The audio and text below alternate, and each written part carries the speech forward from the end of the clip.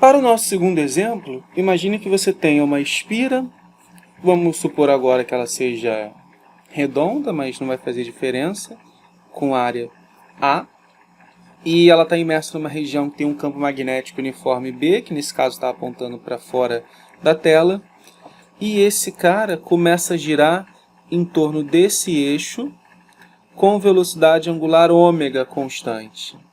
Bom, o que está acontecendo agora é que o fluxo magnético está sendo variado por causa do ângulo θ. O B é constante, o A é constante e o θ está variando. Mas como o θ está variando segundo um movimento circular uniforme, porque o ômega é constante, nós podemos escrever que θ é igual a θ0 mais ômega-t, que é a equação do movimento circular uniforme.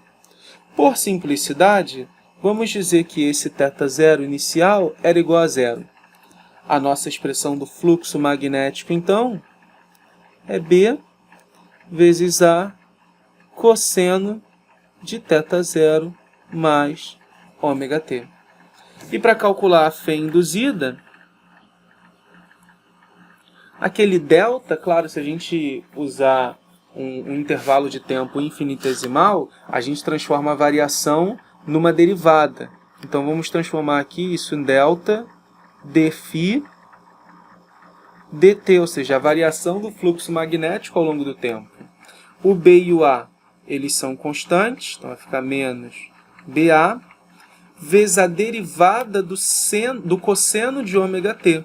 Então isso vai ser igual a seno de ômega-t com o sinal de menos, aqui vai ficar mais. Porque lembrando que a derivada do cosseno de x é menos seno de x. Usando a regra da cadeia, nós temos que derivar aqui o que está dentro também, que a variável é o tempo. Então, a derivada de ômega-t é igual a ômega. Então, isso é BA ômega seno de ômega-t. Nós podemos chamar isso daqui de uma coisa só, vamos chamar de ε0. Então, a fé induzida é uma função do tempo que vale ε0 seno de ômega-t. Vamos desenhar o gráfico dessa fé induzida e tentar entender o seu funcionamento, a sua aplicabilidade. Claro que a posição inicial vai depender do θ0, mas como nós colocamos igual a zero, vamos desenhar esse gráfico. Isso é uma função chamada de senoide, em que esse termo pode ser um seno ou um cosseno, já que seus gráficos têm a mesma aparência, apenas estão deslocados para a direita ou para a esquerda. Perceba que quando t é igual a zero, nós temos seno de zero que vale zero, então o ponto inicial é aqui, esse gráfico vai oscilando dessa maneira. Que essa tensão produzida por essa espira girando é uma tensão alternada, exatamente igual à tensão que chega nas tomadas das nossas casas. Se a tensão é alternada, a corrente também é alternada. Mas caso você pegue um voltímetro, configure ele para a posição de tensão alternada e coloque ele na tomada, o voltímetro não fica com o ponteiro dele oscilando de um lado para o outro. Na verdade, ele marca uma tensão fixa, que é uma espécie de média da tensão alternada. Essa média nós chamamos de tensão eficaz. Essa tensão eficaz é uma espécie de média, chamada de raiz quadrática média, e para a função senoidal, ela vale E0 sobre raiz de 2. Então, se você tiver uma tensão que, por exemplo, é da forma 155, por exemplo, seno, pode ser cosseno também, tanto faz, de 120π vezes t, a tensão eficaz que vai ser marcada pelo seu voltímetro é o valor de E0, que é 155, dividido por raiz de 2. Se você fizer essa conta, você vai encontrar aproximadamente 120 210 volts. Legal? Nós não vamos chegar a aprofundar muito aqui, mas essa é a ideia da produção de energia, né? Tanto faz, a maior parte das formas de geração de energia utilizam a transformação pelo eletromagnetismo.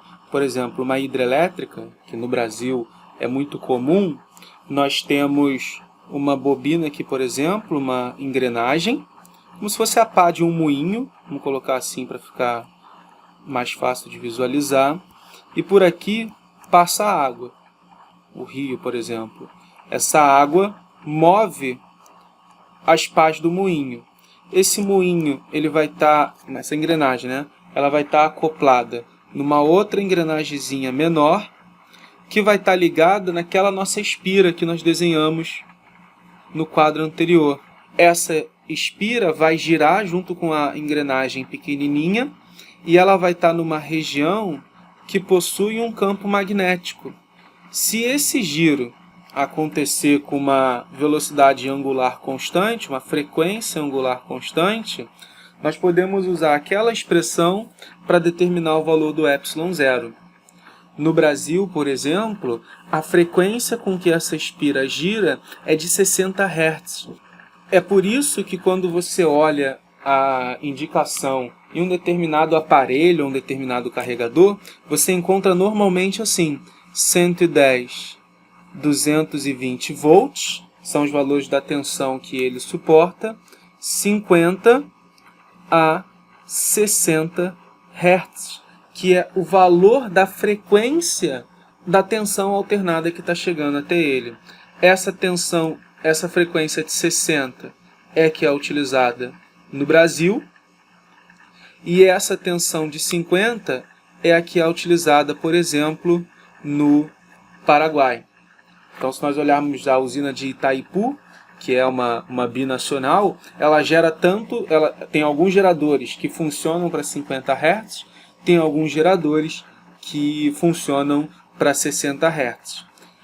Quando você olha outras formas de geração de energia, o que muda é quem move essa primeira engrenagem. Se for a usina eólica, são os ventos. Se for uma usina nuclear, uma usina térmica, você esquenta vapor d'água e é esse vapor d'água que vai mover as nossas turbinas. Mas depois dessa origem, todas essas usinas transformam a energia elétrica da mesma maneira, utilizando o princípio de indução eletromagnética.